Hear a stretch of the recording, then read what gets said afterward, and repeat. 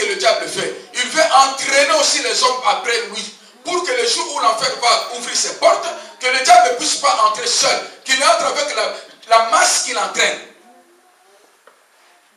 Mais bien aimé dans le Seigneur, la Bible nous dit le salaire du péché, c'est la mort.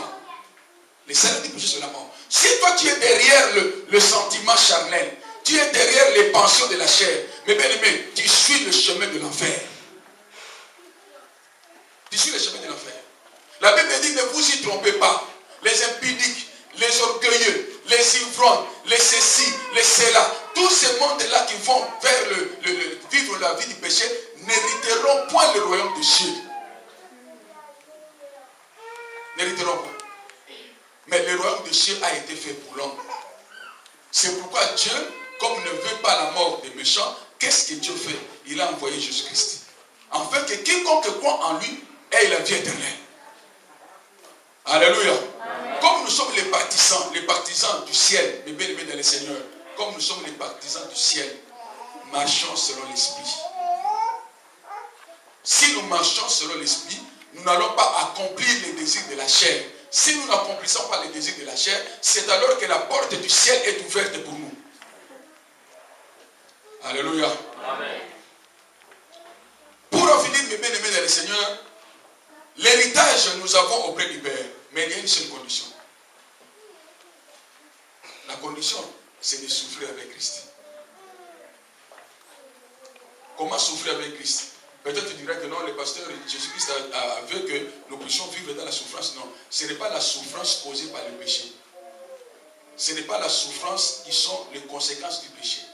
La souffrance que Dieu nous parle ici, c'est une souffrance à cause de Jésus. Je vais commencer à vous démontrer cela. La Bible dit, si la main droite, comme ma main, devient pour moi un obstacle pour ne pas entrer dans le royaume de Dieu, il faut que je fasse quoi? Je la coupe. Or, couper cela, est-ce que c'est souffrant ou ce n'est pas souffrant? Mais bien aimé, laisse-toi, je dis seulement le doigt, même pas le doigt, qu'on vient seulement d'arracher même la peau seulement. Tu vas commencer à crier. Mais la Bible dit qu'on te coupe le bras, qu'on te coupe. Là, c'est le premier exemple. Le deuxième exemple, la Bible nous dit, ce qui était pour moi un gain, je le trouve comme une bête, à cause de l'excellence de la connaissance de la parole de Dieu. Donc, mes bien-aimés, ce n'est pas facile. Je vivais dans la prostitution. Je mangeais dans la prostitution. J'avais mes vêtements à cause de la prostitution. La prostitution, pour moi, c'était un travail et je gagnais bien. Je suivais une émission, une fois me dit, moi j'aime la prostitution parce qu'à cause de cela, je vis bien. On lui montre dans une grande maison, bien équipée, mais à cause de la prostitution. Maintenant, l'évangile vient trouver cette femme pour dire que répands-toi de la prostitution. Abandonne le péché. Mais bien aimé, ce n'est pas facile. Quand tu abandonnes la prostitution, c'est-à-dire que tu abandonnes la semoule, tu abandonnes le vêtement, tu abandonnes l'argent de loyer, tu abandonnes tout. Parce que tu redeviens chômeur à ce moment-là.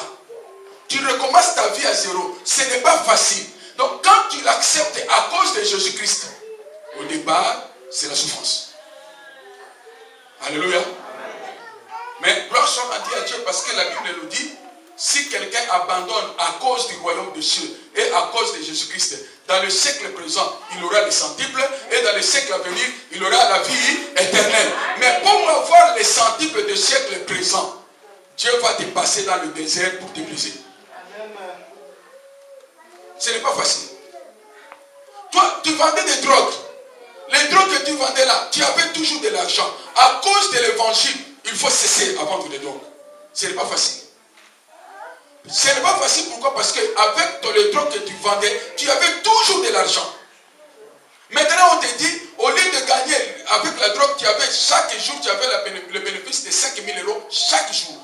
Maintenant, on te dit, va travailler pour gagner 1 000 € par mois. À cause de l'évangile. Est-ce que vous comprenez?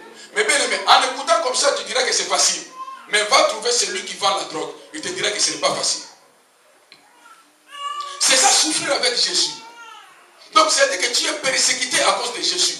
Tu souffres à cause de Jésus. Tu étais capable d'avoir de l'argent comme tu veux, mais à cause de Jésus, j'accepte de passer des moments difficiles à cause de l'évangile.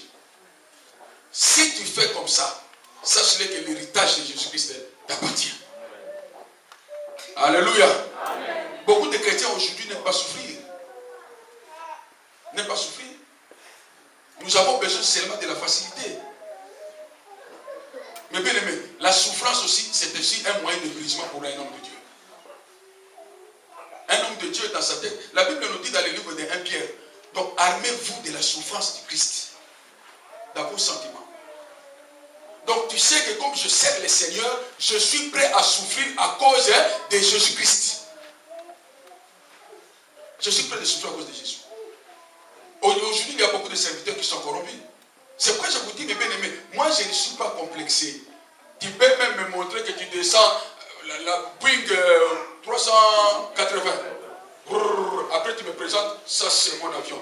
Rien, ça n'entre pas. Parce que je sais que celui qui est au ciel, s'il veut que je devienne comme toi, je serai comme toi. Amen. Et je ne sais pas aussi d'où vient cet avion. Toi, tu peux me présenter que c'est Dieu qui m'a béni, mais en réalité, tu sais d'où vient l'avion. Tous ces gens-là qui crient que je suis béni, il faut leur poser la question, dis-moi la vérité, sincèrement de ton cœur, cette bénédiction vient d'où? Alléluia. Amen. Il est vivant.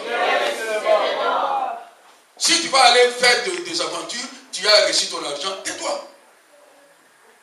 Tais-toi. Parce que dans ta conscience, tu sais que j'avais menti l'église. Je leur ai dit que le Seigneur m'a dit, ce n'est pas Dieu qui t'avait dit. Tu avais seulement besoin de l'argent. Mais allez donner. Celui qui donne 1000, mon Dieu te donnera 10 000. Comme vous les fidèles, vous aimez comme ça, allez vous sortez des 1000. Je prends vos 12 000, vos 20 000, je mets à la poche. Alors dans mon cœur, je dis, je leur ai escroqué. De la bouche de Dieu, Dieu vous a béni. C'est pourquoi beaucoup de gens disent, oh, les serviteurs de Dieu, je ne comprends pas, j'avais donné ma dîme, j'avais donné ceci à ce monsieur-là parce qu'il m'avait dit ça, jusque-là je ne vois rien. Tu ne vois rien parce que ce n'était pas Dieu qui te l'avait dit. Si c'est Dieu qui dit, il te donne.